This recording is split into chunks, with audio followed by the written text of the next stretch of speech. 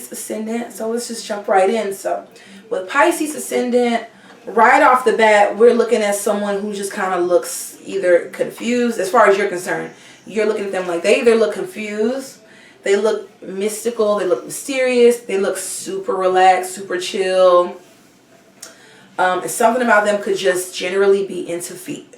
Yeah, I'm not playing. Okay, so in the second house, we have Aries. Okay, so early upbringing, there could have been, excuse me. Early upbringing, there could have been some aggression. This could have been stemming from the parents. Pisces Ascendant could have witnessed some level of violence early on, and it's not necessarily abuse, but could have been early on. There could have just been warlike surroundings, or surroundings that were heated, impulsive, fast-paced, a lot of even just physical activity going on, like very early on in life. In the third house, there's Taurus. So short distance travel definitely could have been stable, or siblings in some way could have been stable. There could have been a stable sibling in a household, or a sibling that you guys were like best friends or very close, and they could have been Venusian in nature. You could have, there could have been a sibling an older sibling who was, relied upon to kind of cook for the other one and something like that. In the third house, we have the sign of, in the fourth house, we have the sign of Gemini. Fourth house represents the mom. So the mom very well could have been moody or changeable, or even like, like education could have been big around the home, or a lot of communication with mom going around the home, a lot of banter, a lot of talking back and forth, and jovial joking with mom. Mom could have encouraged you to read a lot. Mom could have been a school teacher, with Gemini sitting in the fourth house. And education definitely was a big deal around the house, or just communication, chatting it up, talking, or even just like visits with different groups of friends. Gemini also represents friends too. So a lot of different, mom could have had a lot of friends around or in the home early on in life, because from the first to the fifth house, that's like early life, early upbringing. In the fifth house, we have Cancer. So wherever you have Cancer, there's kind of going to be changeable, indicating changeability, energy that tends to come and go, and just be different. And how different is going to depend on what phase the moon is in, with Cancer sitting there. So with it being 12 signs that that the moon transits throughout the month, their fifth house, there could just be a lot of, fifth house is what? It's pets, it's kids, it's fun, it's recreation. There could have just been a lot of ups and downs regarding like fun, or boredom. Like, could have just been based a lot around mom's emotion, whether or not we're going to have a good time, or what we're going to do for fun. Could have just been really dependent on like how mom feels, with Cancer sitting in that fifth house. With Leo sitting in the sixth house, definitely shine in service to others. Like, you make it your purpose to make others happy, to get people through their day, to uplift them in certain ways. Even small pets could interest the Pisces Ascendant in a lot of ways. Cats, or just animals in general, could just really be an interest. They could really just tend to take to them and really want to nurture them and love them, because Leo rules that fifth house, which rules pets as well, and it's falling in the sixth house. So yeah, a lot of fun with pets, and just also just everyday routine. There's playfulness. Just a lot of just wanting to be silly, wanting to just be festive, and just wanting to like just move your body, be very, very active in like everyday practical setting. Like, you can very much so be very flamboyant and come off very over the top at times, where it could be uncalled for, or just otherwise not necessarily readily accepted. Like, someone could be brushing their teeth and you could be like, whoa, know. Like, that's like Pisces ascendant energy. So in you have Virgo sitting in the 7th house. Partnerships is the 7th house. Contractual agreements. Open enemies. Also art, beauty, young women rule the 7th house. And we have Virgo sitting there. So there could just be a tendency towards wanting to be helpful towards the fairer sex, or wanting to be helpful towards other people in general, or wanting to serve the public in some manner, which makes sense because Pisces ascendant, Pisces energy, just like Aquarius energy is collective energy. You know, they're more about the betterment of the collective.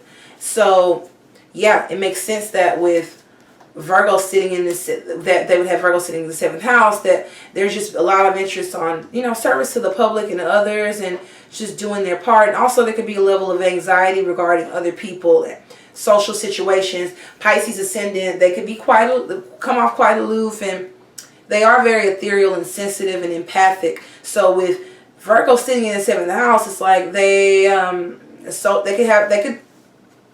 could suffer from a little bit of social anxiety. You know, also just people could just make them nervous sometimes. They could pick up on a lot of people's energy very easily, or also just want to help, and this could just drive them nuts sometimes. And also they tend to want to stick to a schedule and hold others to that. Like if you say you're gonna be somewhere at a certain time, you got to be there. They're very Virgoan when it comes to their business relating, and they're relating to others. In the 8th house, we have Libra. 8th house is sex, death, transformation, rebirth, taxes, other people's money. With Libra sitting there, this is beauty, this is art. They could really love just the dark side of life. They really could have a passion for things that are just more mysterious and secretive to others. They could really just get obsessed and want to uncover things and just be all about bringing beauty to sides of life that are dark. And that's the kind of common theme that you see with Pisces ascendants, is that they really do want to make things better. You know, we have Venus in the 7th house as well, because Virgo rules Venus too. So again, there's just this tendency that they have to just really want to make difficult things or make things on people easier. And they could also want to be there for people mentally or emotionally, or be there for people that they feel like have depression, or even tend to just really want to talk people through or coax people through what they're going through when they're, you know, like this is the type of energy that talks someone off a ledge. Not to sound dark, but yeah, so moving on. In the 9th house, we have the sign of Scorpio. Okay, so this is beliefs, this is higher learning, this is foreign travels. Okay, this is just downright fun as well. When you have Scorpio falling there, these people can take their belief system seriously. Again, these people are real nerds when you really get to the bottom of it. Like whatever it is that they feel like they believe in, they stick to it, and they'd be willing to die for it, or be willing to go to extremes just to prove that their belief is the way to go. And also, they also take their fun and their exploration seriously. They really want to get out there and travel and have fun and move their bodies and be very physical, and you know, just run the field and find new ways to like figure out parts of themselves. Like they take their psychological, like they study themselves psychologically by fitness, by meeting new people, by exploring new countries, new cities, new places. But these people are very much so about just running around and being physically free and active, and they like to be they take like their social life seriously too. You know, like they can also be quite competitive as far as what they believe in, and be a little bit possessive when it comes to things that make them happy. In the 10th house, there's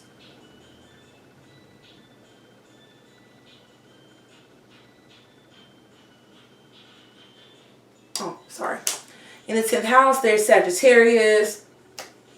The 10th house is the reputation that precedes you. It's your public persona, your public image, your career. Okay, Sagittarius is about, It's Jupiterian ruled. It's about luck, expansion.